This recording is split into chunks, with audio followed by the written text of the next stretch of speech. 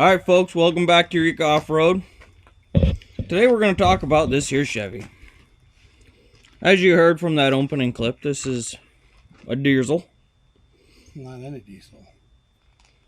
12 valve sorts. and this one belongs to Sterling, and it's been his for quite a while, and it's been through a lot of transformations and stuff over the years. Right now, don't mind all the stuff in the back. We're getting ready to go play in the mud this weekend, and he's trying to get the old Blazer tossed together. But anyways, we're gonna go over this Chevy Cummins today. Sterling, this is an 89, is it not? Yeah, 89. It's a V3500 because it's like one of the last few years they're making these 1-ton square bodies. You can tell these newer ones, they got a different grill and what have you in them.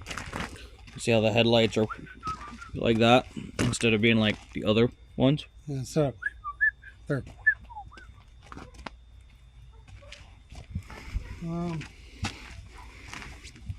so obviously it's 4-door. These are not the original doors.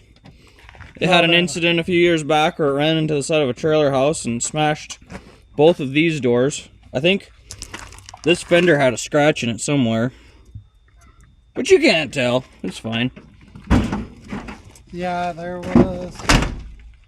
I think it's right in this general area. You can see. Kind of see it there. Anyways, yeah, it smashed both them doors pretty bad. Those are some Suburban doors. They work. Yeah, see, this lies. It says it's a dirty liar. It says GMC 1500. And as you can obviously see, Sterling just finished getting the 37s on it, so it's got 37s, 16.5s, old Humvee tires, 2-inch spacer in between them.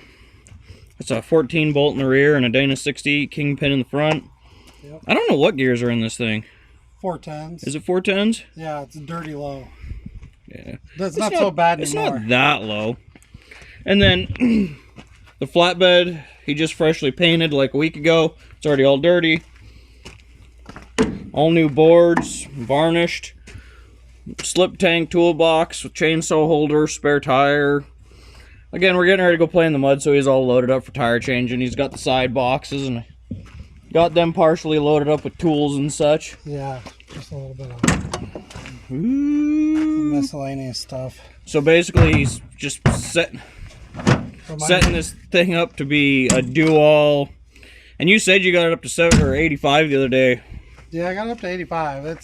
I got to get the front tires balanced, and it feels like it's on the verge of death wobble, but it's not bad. Well, it's had death wobble issues in the past, back when he was still running these smaller tires, but those tires were pretty hammered. As to where these ones, they're hard to balance. They got those big run flats in the front end of still the factory Humvee wheels, and they sit nice in the fender and everything. It's just a pain to balance them because they're very heavy. They got these, I don't know if you guys have ever seen these, but these are the wheels. They're a bead lock, a double bead lock. They split in half, and they all have these run flats inside of them.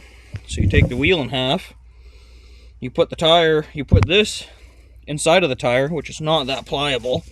Yeah, that's a bugger.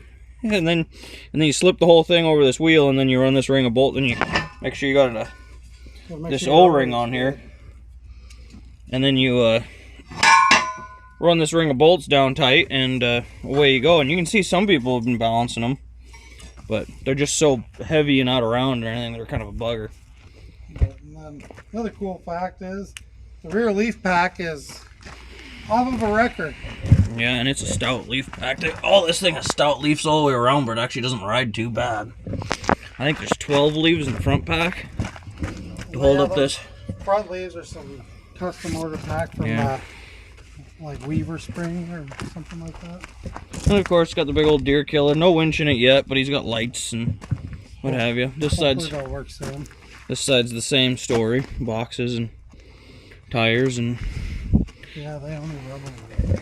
And of course, the part that everybody likes, the old 12 valve. And it looks fairly stock from here, and it's not that far from stock. It's 4K springs and 100 horse injectors in there. Yeah, and I got, what did I do, 5-inch exhaust? Oh yeah, 5-inch exhaust all the way back. Man,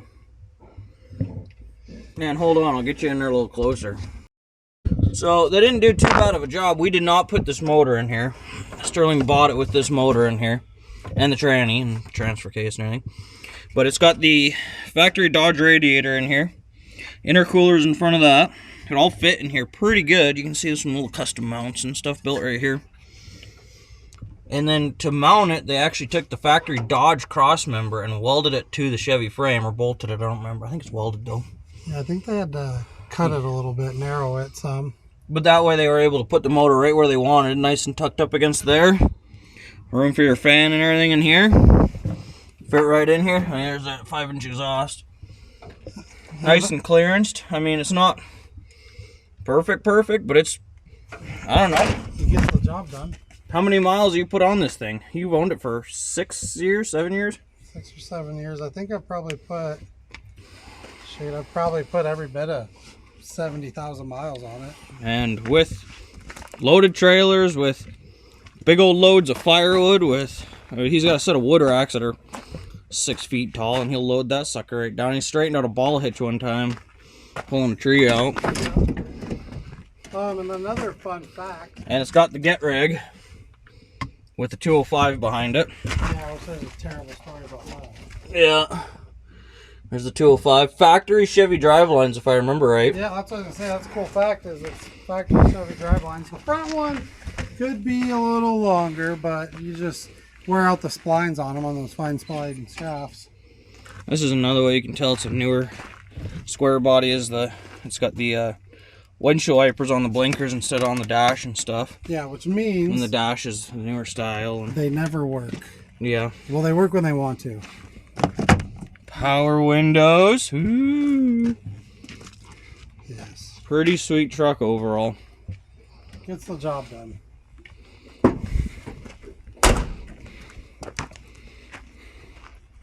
And then here's his Blazer. I don't remember what year it is. 77 or something. Yeah, I mean, we can look at the door. Yeah, 77, 78. We put a throttle body 350 motor in there. It's got flat top pistons and headers and stuff. A few neat things.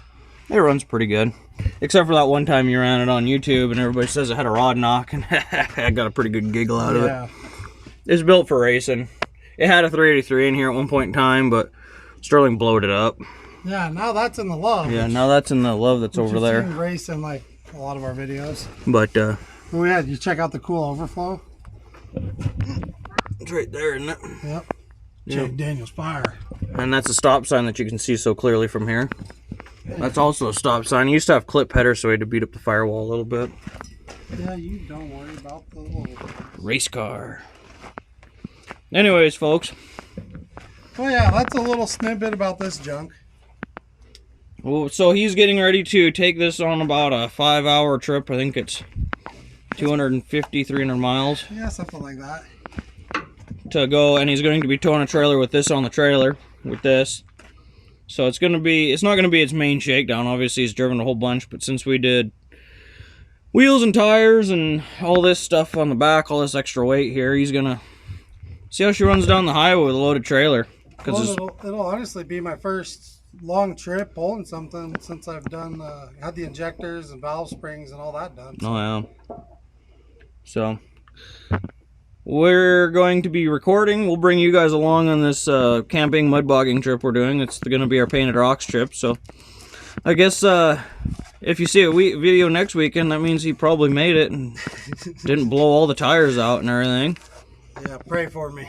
Obviously, while you guys are watching this, we'll be probably driving home, so we won't have enough time to show you guys what happened. There's no cell service or nothing to upload a video down there. So, but yeah. So after you see this, get ready, because there's going to be lots of big trucks. Painted Rocks has deep water holes and a lot of mud. Yep.